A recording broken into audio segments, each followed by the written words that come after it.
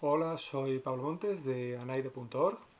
Como sabéis, nuestro objetivo es que todas las aulas estén equipadas con medidores de CO2 fiables y lo más económicos posibles. Lo que quiero comentar en este vídeo con vosotros es una cosa que nos preocupa un poco, que es que nos habéis transmitido los padres de alumnos de distintos centros que el protocolo que se está implementando es llevar un medidor de CO2 aula a aula, midiendo cuál es la calidad del aire en cada una de ellas. Queremos explicaros, explicando cómo están construidos estos dispositivos de medida, cuál es el sensor que tienen dentro y respaldándolo con gráficas, con mediciones reales, que esto probablemente no sea así. El valor que están mostrando los dispositivos al cambiarlos de aula en aula son valores incorrectos.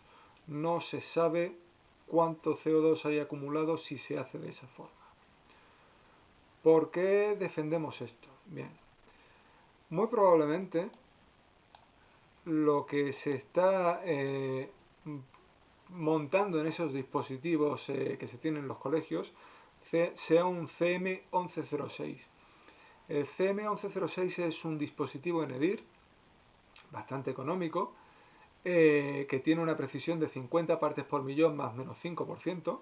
Es suficientemente bueno para saber si estamos en situación de riesgo o no dentro de un aula, pero el problema está en que tiene una inercia muy grande. Es decir, tarda mucho tiempo en darse cuenta de cuál es el nuevo valor de CO2 cuando lo exponemos a un cambio de sala y pasamos de tener poco CO2 a mucho CO2 o al contrario. Digamos que hace unas rampas muy suaves con lo que tarda mucho en tener esos nuevos valores precisos.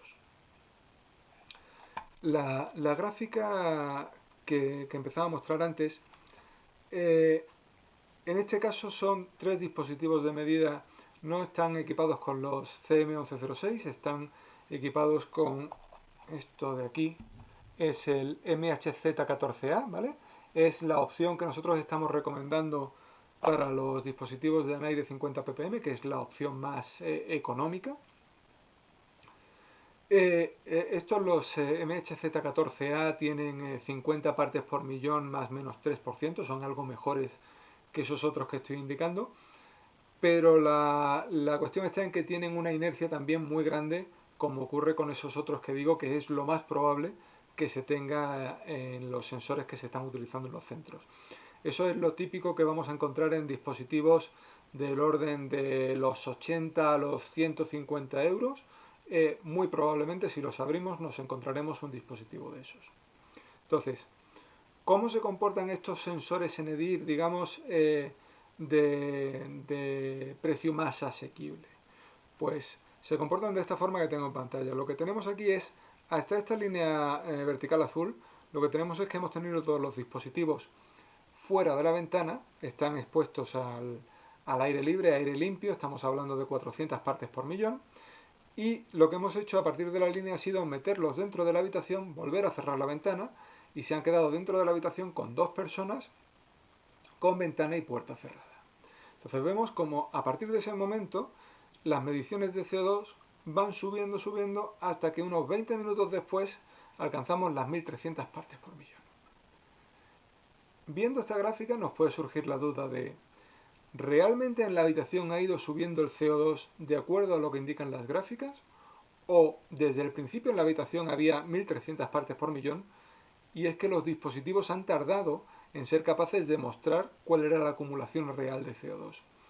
Bien, lo que ha ocurrido realmente es lo segundo, y es por lo que digo que no podemos ir con el dispositivo de un aula a otro aula, porque cuando llegamos al nuevo aula, aunque nos esperemos 2 minutos, 5 minutos o incluso más, vamos a tener una medición que no es lo que tenemos en la nueva estancia, es lo que tenemos, es una amalgama de por dónde ha pasado el dispositivo, si vamos por el pasillo, si había una ventana abierta, si la puerta del pasillo está abierta y hay una correcta ventilación, si hemos tenido que salir al exterior para cambiar de un aula a otra. La medición que vamos a tener en ese momento es una mezcla de todo lo que ha medido en los minutos anteriores, precisamente por ese tiempo de respuesta tan largo que estamos teniendo. Entonces, ¿cómo podemos probar que realmente son los dispositivos, son los sensores estos más económicos los responsables de esa medida incorrecta? Pues lo que hemos hecho es compararlos con otros 3 medidores equipados con unos sensores, digamos, de respuesta más rápida. La otra opción que proponemos desde anaire.org es equipar los dispositivos de medida con los SCD30. Los SCD30 tienen una precisión de más o menos 30 partes por millón, más o menos 3%, y un tiempo de respuesta mucho mejor. Entonces, si mostramos todas las gráficas, vemos como tenemos tres líneas aquí que suben rápidamente conforme metemos los 6 dispositivos dentro de la habitación, hacen pop y se nos van a 1100, 1200 partes por millón, y a partir de ahí ya hacen una rampa mucho más suave en donde se van acercando a esos 1300. Vemos como a partir de aproximadamente los 15 minutos ya no hay tanta diferencia entre estar utilizando un sensor, digamos, de más calidad o uno de menos. Entonces, lo correcto es tener el dispositivo siempre fijo en el aula, no estarlo cambiando de una estancia a otra. Eso debe ser siempre así. Debemos de tener una ventilación cruzada y continua en la estancia y el dispositivo de medida siempre dentro de la estancia sin estarlo cambiando de habitación para estar monitorizando que esa ventilación que tenemos, que a lo mejor es solamente un par de dedos en la ventana del fondo con respecto a la puerta que está delante en la habitación, ese flujo de aire tenemos que estar midiendo la cantidad de CO2 acumulado para estar seguros de que es suficiente. Entonces, podemos utilizar unos sensores más buenos si queremos estarlo moviendo de habitación.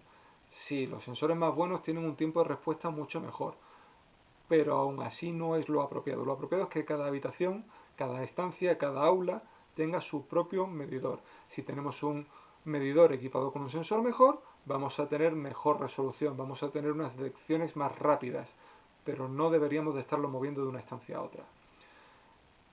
Ejemplo de detección más rápida por tener un dispositivo con un sensor mejor. Pues sí, me alejo un poquito en la gráfica, vamos a ver esta zona de aquí en la que se ve muy bien eso. En esta zona de aquí lo que ha ocurrido es que hemos abierto la puerta. Al abrir la puerta, en los 3 medidores equipados con el sensor que tiene mayor respuesta, vemos como hay una caída abrupta. De hecho, vamos a mostrar solamente esos. Vemos como tiene una caída abrupta. Estos medidores también tienen una mayor sensibilidad a las corrientes de aire y por eso aparece este rizado a continuación. Entonces, se abre la puerta, hay esa caída abrupta, se detecta esa variación del CO2 muy de golpe, cosa que si tenemos esos sensores más económicos no somos capaces de apreciar así de bien. Si tenemos esos sensores más económicos, lo que vemos aquí es un cambio en la tendencia y vamos subiendo y de repente bajamos un poquito y aquí volvemos a subir. Aquí es donde teníamos esa caída abrupta por la apertura de la puerta. Pero esto es perfectamente válido para la aplicación que queremos, que es saber que la cantidad de CO2 acumulada en las aulas es correcta. Utilizar los dispositivos estos equipados con sensores más baratos, ENEDIR, siempre que estemos dentro de los ENEDIR, es perfectamente válido. Pero tenemos que ser conscientes de que no podemos estar moviendo el sensor de un aula a otra. Si movemos el sensor de una aula a otra, la gran inercia que tienen van a hacer que la medida sea incorrecta durante muchos minutos después de haberlo movido de una aula a otra. Tendríamos que esperarnos más de 15 minutos para tener una medida correcta. Y eso evidentemente no es lo que se está haciendo en las aulas. Insistir una vez más, por favor ayudadnos a hacer toda la difusión posible, vamos a hacer todo el ruido posible. Tenemos que conseguir que todas las aulas de todos los colegios estén equipados con medidores de CO2 para asegurarnos de que nuestros hijos, nietos, todos los alumnos estén en las mejores condiciones de salubridad y que sea lo más difícil posible que se contagien de COVID o de cualquier otra enfermedad transmisible por aerosoles. Tenemos que conseguir que eso ocurra y si se hace porque los centros, las AMPAs, colaboradores que se pongan en contacto con nosotros, que se quieran hacer responsables de la instalación, se encarguen de construir dispositivos e instalarlos de acuerdo a las recomendaciones que hacemos, todos los vídeos que estamos subiendo de construcción, fantástico. ¿Que queréis comprar dispositivos ya hechos? También fantástico. Lo único que hace falta es que compréis dispositivos sabiendo cuál es el sensor que se está equipando dentro, que os estéis asegurando de que esos dispositivos estén correctamente calibrados, que estén con suficiente acceso al aire, por lo que decía de las rejillas, que sean lo bastante grandes o no, y ya está. No hay más complicación al respecto.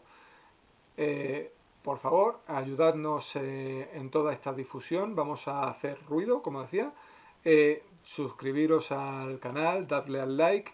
Vamos a mantener todo esto en marcha. Vamos a intentar, si grupos de WhatsApp de colegio y demás, pasadlo por ahí. Vamos a intentar que todo el mundo sea consciente de que ir con un dispositivo de aula en aula no es algo válido. Por supuesto, como siempre, cuidaos mucho, correcta higiene de manos, uso de mascarilla, distancia social. Vamos a hacerlo todo lo bien posible para minimizar esos posibles contagios. Muchas gracias y un saludo.